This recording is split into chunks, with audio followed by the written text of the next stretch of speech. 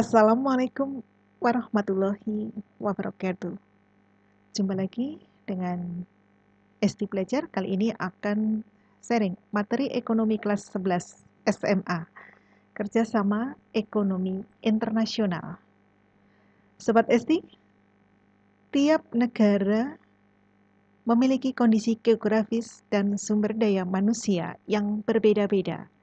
Satu negara tidak dapat memenuhi kebutuhannya sendiri. Hal inilah yang menjadi salah satu faktor pendorong bagi negara-negara untuk melakukan kerjasama ekonomi internasional. Kerjasama ekonomi internasional adalah kerjasama yang menunjukkan hubungan antar negara dalam bidang ekonomi dengan dasar kepentingan tertentu untuk dapat meningkatkan kesejahteraan ekonomi, pertumbuhan ekonomi, dan peningkatan struktur kegiatan ekonomi nasional. Kerjasama ekonomi internasional merupakan bentuk hubungan yang dilakukan suatu negara dengan negara lain untuk memenuhi kebutuhan rakyat dan kepentingan negara. Ada berbagai macam bentuk kerjasama internasional, di antaranya ada bidang politik, sosial, pertahanan dan keamanan, kebudayaan, serta ekonomi. Yuk kita simak slide berikutnya. Manfaat kerjasama ekonomi internasional. Di antaranya, yang pertama, dapat mencukupi kebutuhan dalam negeri, dapat meningkatkan produktivitas dalam negeri, memperluas lapangan kerja, meningkatkan pendapatan negara melalui kegiatan ekspor, memperkuat dan meningkatkan kerjasama ekonomi, perdagangan, investasi di antara para anggota serta dapat memperkuat rasa persahabatan. Sobat Esti, perhatikan peta dalam slide berikut. Indonesia diibaratkan seperti berada dalam kompleks perumahan dunia. Indonesia punya tetangga yang merupakan negara-negara lain. Sama seperti dalam kehidupan kita sehari-hari, kita juga punya tetangga. Enak kan kalau kita kenal sama tetangga, kita bisa minta bantuan. Kalau sedang sakit misalnya, atau mungkin kita bisa pinjam charge HP. Sobat Esti, tetangga negara Indonesia ada negara Brunei, Singapura, Filipina, Malaysia, Kamboja, Vietnam, Thailand, Laos, Myanmar, dan negara-negara lain yang tidak tercover dalam peta ini. Nah, negara-negara tetangga Indonesia itu mempunyai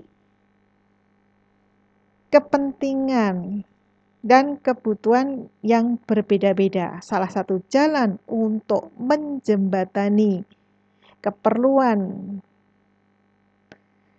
negara-negara Indonesia dan tetangganya adalah dengan mengadakan kerja sama. Bentuk-bentuk kerjasama ekonomi berdasarkan letak geografisnya ada kerjasama ekonomi bilateral. Kata bilateral diambil dari bahasa Latin. Bi itu artinya dua, dan lateralis artinya milik sesuatu. Jadi bilateral adalah milik dua belah pihak. Bilateral interaksi negara, baik itu dalam bidang politik, sosial, ekonomi, budaya, atau semua hal yang jadi perhatian dan isu bersama. Untuk memulai hubungan bilateral, tidak dimulai dari mata turun ke hati, tetapi dari pembukaan hubungan diplomatik, yang berarti kedua negara mengakui keberadaan negara lain, ditandai dengan penandatangan komunike bersama, diikuti dengan penugasan dubes masing-masing negara. Setelah saling kenal, baru bisa kerjasama mencari solusi masalah yang dihadapi. Contoh kerjasama ekonomi bilateral yang dilakukan Indonesia yaitu dengan negara Malaysia, Indonesia dengan Inggris, Indonesia dengan Australia, dan lain sebagainya. Bentuk kerjasama ekonomi yang kedua, regional, yaitu kerjasama ekonomi di antara beberapa negara yang berada di suatu kawasan tertentu. Contohnya ASEAN, Uni Eropa, AFTA, dan lain sebagainya. Kerjasama yang berikutnya adalah kerjasama multilateral atau internasional, yaitu kerjasama ekonomi yang melibatkan banyak negara dan tidak terkait oleh batasan wilayah atau kawasan negara tertentu.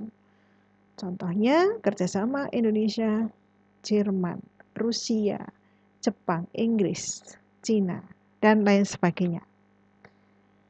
Bentuk kerjasama yang berikutnya adalah kerjasama ekonomi antar regional, yaitu kerjasama ekonomi di antara dua kelompok kerjasama ekonomi regional atau kawasan. Contohnya kerjasama antara Uni Eropa dengan ASEAN. Sobat ST, yang berikutnya adalah lembaga-lembaga kerjasama ekonomi internasional. Yang pertama ada ASEAN, Association of Southeast Asian Nations, atau Persatuan Negara-Negara Asia Tenggara. ASEAN itu merupakan suatu kerjasama negara-negara untuk kestabilan politik, ekonomi, dan sosial budaya. Didirikan tanggal 8 Agustus pada tahun 1967 dengan tujuan yang pertama mempercepat proses pertumbuhan ekonomi, sosial, dan budaya di kawasan Asia Tenggara dan anggota pada khususnya. Yang kedua, mewujudkan terciptanya perdamaian dan kestabilan di kawasan Asia Tenggara. Yang ketiga, menciptakan kerjasama yang aktif dalam bidang sosial, ekonomi, dan kebudayaan. Lembaga yang kedua ada IMF, International Monetary Fund, atau Dana Moneter Internasional. Didirikan 27 Desember 1945 di Amerika dengan maksud untuk memperlancar moneter internasional yang meliputi penetapan kurs devisa, pemeliharaan kurs devisa, membantu negara anggota dalam menghadapi kesulitan neraca pembayaran, memberi saran pencegahan inflasi, dan lain sebagainya. Yang ketiga, lembaga yang ketiga ada IBRD, International Bank for Reconstruction and Development, atau World Bank, Bank Dunia. Yang keempat ada WTO, World Trade Organization. Yang kelima ada IFC, International Finance Corporation, Badan Keuangan Internasional. Yang selanjutnya ada IDA, International Development ASEAN, atau Perhimpunan Pembangunan Internasional. Selanjutnya ada UNCTAD, United Nations Conference on Trade and Development. Dimaksudkan untuk mengusahakan kemajuan perdagangan dunia dan mengatur komoditi, hasil industri, pengalian teknologi, perkapalan, dan lain sebagainya. Lembaga yang berikutnya ada ILO, International Labour Organization, atau Organisasi Buruh Sedunia. Yang berikutnya, lembaga berikutnya ada UNDP, United Nations Development Program. Yang berikutnya ada UNIDO, United Nations Industrial Development Organization, atau Organisasi Pengembangan Industri PBB. Ada ASEAN Productivity Organization, didirikan pada tahun 1961 untuk meningkatkan peranan produktivitas dan pengembangan ekonomi, meningkatkan usaha di bidang kegiatan tertentu, khususnya pertanian dan perindustrian. Ada ADB, Asian Development Bank, dengan tujuan meminjamkan dana dan memberikan bantuan teknik kepada negara-negara yang sedang berkembang. Lembaga yang berikutnya ada OPEC, Organization of Petroleum Exporting Countries, atau organisasi negara-negara pengekspor minyak. Yang berikutnya ada IPEC, Asian Pacific Economic Cooperation, didirikan pada tahun 1989 dengan tujuan yang berkaitan upaya trade liberalization atau liberalisasi perdagangan, program yang memberikan perhatian terhadap upaya untuk memperlancar kegiatan perdagangan dan investasi, program kerjasama pembangunan, diantaranya program bantuan teknik. Yang berikutnya ada AFTA, ASEAN Free Trade Area, kawasan perdagangan bebas Asia Tenggara.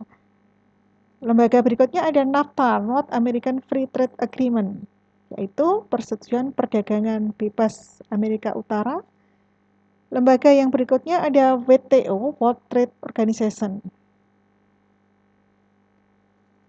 Yang berikutnya ada lembaga Group of Seven. Yang berikutnya ada Islamic Development Bank atau Bank Pembangunan Islam, didirikan tanggal 23 April 1975 dengan tugas utama membantu negara-negara anggota, yaitu negara-negara Islam, dalam meningkatkan pembangunan di bidang ekonomi dan sosial.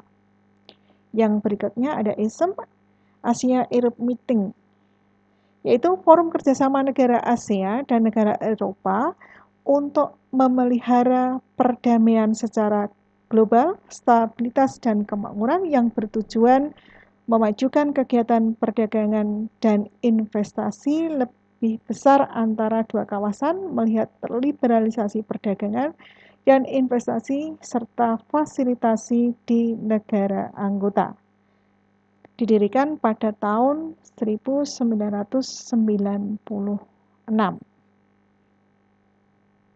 Sobat Esti, ada satu pertanyaan, berilah contoh kerjasama ekonomi bilateral yang saat ini dilakukan oleh negara Indonesia. Thank you very much your attention.